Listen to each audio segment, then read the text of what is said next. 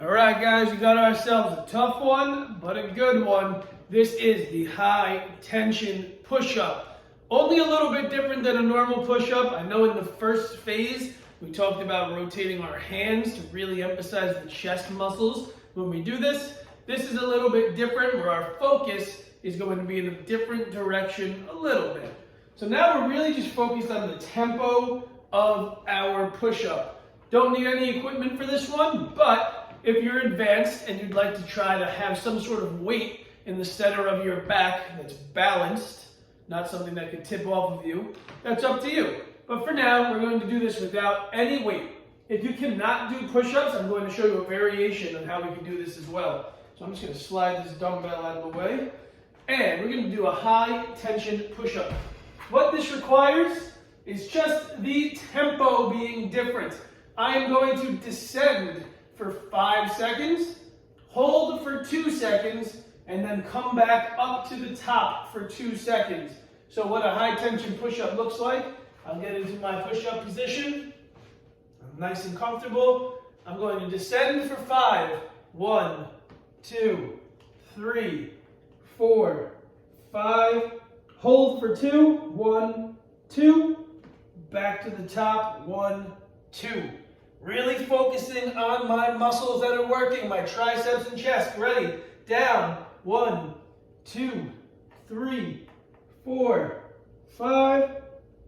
1, 2, 1, 2. And again. 1, 2, 3, 4, 5.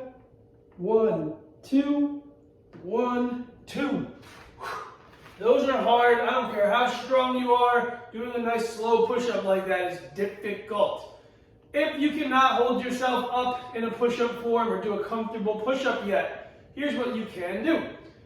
2 options. One option is to practice just holding yourself up in both positions. So I'm going to hold myself up for 5 seconds.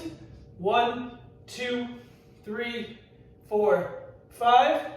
I'm going to put myself down on the floor now and use my knees. And now I'm going to just practice holding up as high as I can, or as much as I can at the low position. So I'm going to go up a little and try to hold right here.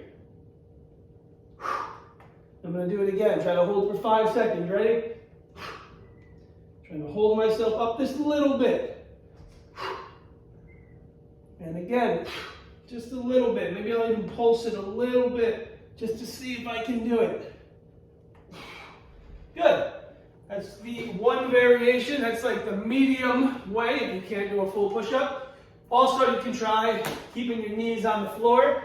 So, with my knees down on the ground, same idea. 5 seconds down. 1, 2, 3, 4, 5. Right back up. Knees on the floor. 1, 2, 3, 4, 5.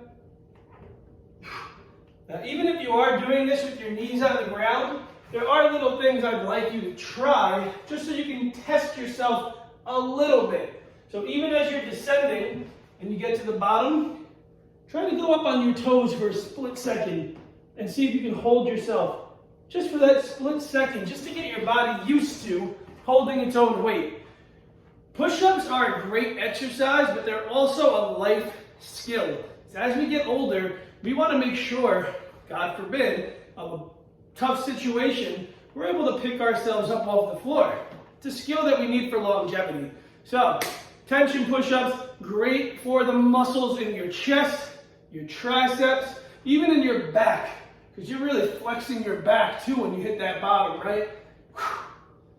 So I know push-ups are really, they look like an easy movement because there's, it's up and down, but there's a lot that goes into this. So, enjoy your push-ups. Keep getting better every day.